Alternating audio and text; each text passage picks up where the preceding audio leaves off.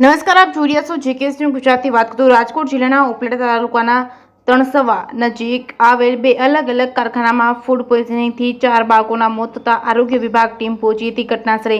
રાજકોટ જિલ્લાના ઉપલેટાના ગણોદ અને તણસવા નજીક આવેલ 8 થી 10 કારખાનાઓ પ્લાસ્ટિક ઉદ્યોગમાં આવેલા છે, જેમાં બે અલગ અલગ પ્લાસ્ટિકના કારખાનાઓમાં કુલ 4 બાળકોના મોત થયા હોય તેવું પ્લાસ્ટિક કારખાનાઓના માલિકોએ જણાવેલ છે. જેમાં તણસવા ગામ નજીક આવેલ બે પ્લાસ્ટિકના કારખાનાઓમાં નાના બાળકોને ઝાડા ઉલટી થવા પામ્યા હતા. સારવાર અર્થે ઉપલેટા હોસ્પિટલમાં દાખલ કરવામાં આવ્યા હતા. ત્યારબાદ જૂનાગઢ ખાતે ખસેડવામાં આવ્યા હતા. બે અલગ અલગ કારખાનાઓમાં કુલ 4 નાના બાળકોના મોત નીપજ્યા હોય તેવું પ્લાસ્ટિકના કારખાનાઓના માલિકે જણાવેલ છે. મૃતક બાળક ઉંમર વર્ષ 2, નામ કાર્તિક, ઉંમર વર્ષ 3 કવિતા તેમજ સેજલી બંસી. આમ કુલ 4 બાળકોના અને 1 થી 7 વર્ષના બાળકોના મોત નીપજેલ છે. આ ઘટના બાદ રાજકોટ જિલ્લા આરોગ્ય અધિકારી, ડેપ્યુટી કલેક્ટર, ડીડીઓ, તાલુકા હેલ્થ ઓફિસર સહિતના રાજકોટ સહિતના ઉચ્ચ અધિકારીઓ દોડી આવ્યા હતા. આરોગ્ય વિભાગ ટીમ દ્વારા તપાસનો દોર શરૂ કરાયો છે. 4 મૃતકો હાલ પરપ્રાંતીય મજૂર એમપીના બાળકો હોવાનું પ્રાથમિક તપાસમાં ખુલ્યું છે. હાલ આ તમામ બાળકોના મોતનું કારણ અકબંધ છે. આરોગ્ય અને તપાસ ટીમના રિપોર્ટ બાદ સમગ્ર હકીકત જાણવા મળશે. હાલ સમગ્ર વિસ્તારમાં ભયનો માહોલ છવાયો છે. જેકેએસ ન્યૂઝ ગુજરાતી સાથે અર્શી આહિર, ઉપલેટા.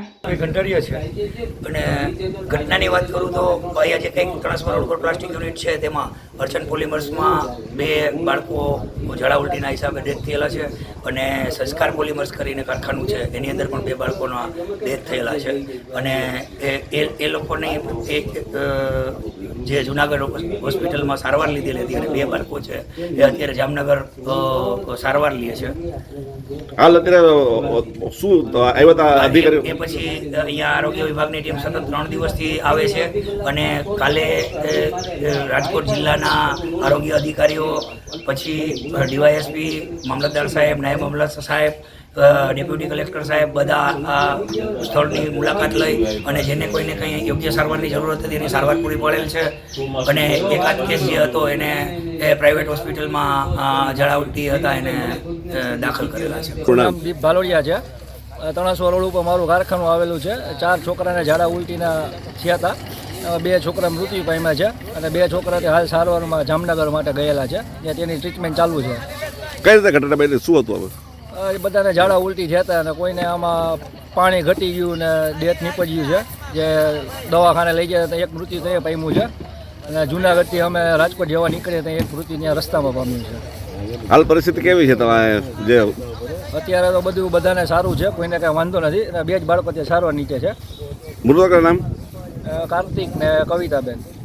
ઉંમર કેટલી છે? ભાઈ એકની 2 વર્ષ છે ને એકની 3 વર્ષ છે. મારું નામ જીતુભાઈ લાડાણી છે. જીતુભાઈ, શું ઘટના હતી? ઘટના એવું છે, આમાં એને ઝાડા ઉલટી થઈ ગયા હતા, એ માટે સારવાર માટે ઉપલેટા લઈ જતા હતા પણ સારવારમાં ના પહોંચી શકતા એનું મૃત્યુ થયું. કેટલા જણા મૃત્યુ પામ્યા છે? મારે કુલ કારખાનામાં 2 મૃત્યુ પામ્યા છે. શું તો બાળકી કે દીકરી? 2 દીકરીઓ છે. શું નામ છે? એકનું નામ તેજલી કહેતા અને બીજું એક બંસિકા કરીને હતી. આ ક્યાં સ્થળ પર ઘટના બની છે? આ તણસવા રોડ ઉપર